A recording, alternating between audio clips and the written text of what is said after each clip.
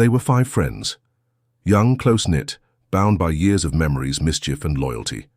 That summer of 2014 was supposed to be their escape, a boys' trip to Bulgaria's Black Sea coast. Laughter, music, drinks by the beach. The kind of moments that turn into lifelong stories. Lars Mittank was the quiet one. Friendly, steady, and always a little reserved, but loved by all. To his friends, he seemed happy, at ease. But sometimes, if you watched closely, there was a flicker behind his eyes. Something unspoken, something waiting. But none of them noticed it then. On the surface, it was a minor incident, a drunken argument with local men, reportedly about football. Lars was a Werder Bremen supporter. They weren't. But the fight turned physical.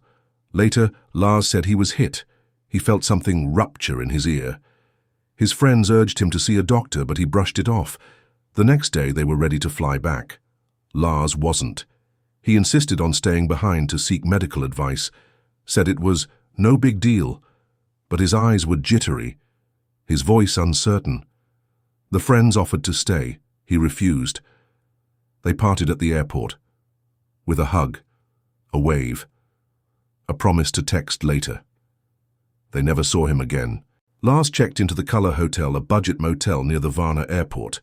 Alone now, something in him began to shift. The staff would later describe him as paranoid, agitated. He paced the halls, refused food, peered out windows obsessively. He told them he feared for his life, that people were after him. At one point he hid behind the hotel's reception desk, claiming someone was following him. No one was there. What had gotten into him?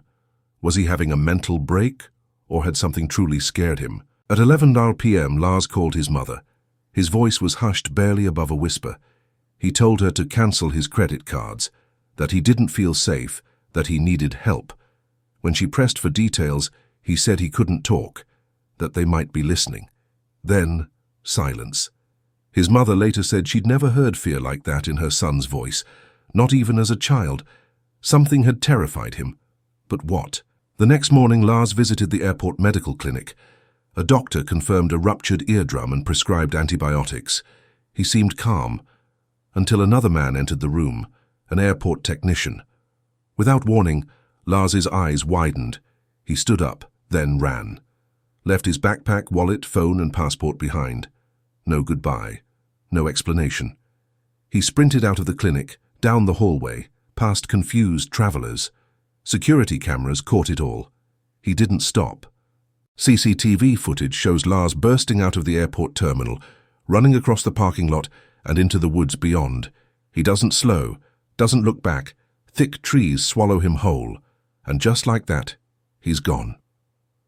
Despite search parties, dogs, drones and appeals from his family, no trace has ever been found. He vanished in broad daylight, into thin air. For the friends who once toasted beers under the Bulgarian sun, time froze. The trip that should have been just another memory became a wound. One of them described it as watching a man dissolve.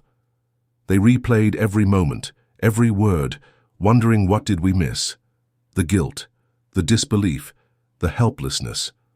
What do you do when your friend disappears and the world offers no answers?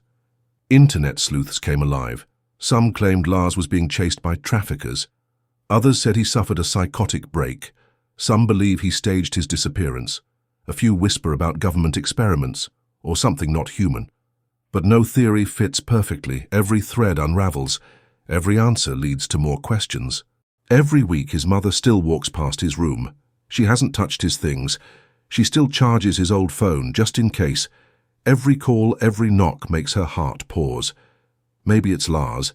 Maybe he's finally coming home. But deep down, a mother always knows. And that's the part that breaks her. Lars Mittank didn't vanish in the middle of the night. He didn't vanish on some mountain trail or foreign battlefield.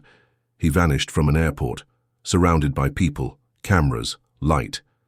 And yet, the earth simply swallowed him. Sometimes the scariest part of a story isn't the monsters, it's the silence, it's the not knowing.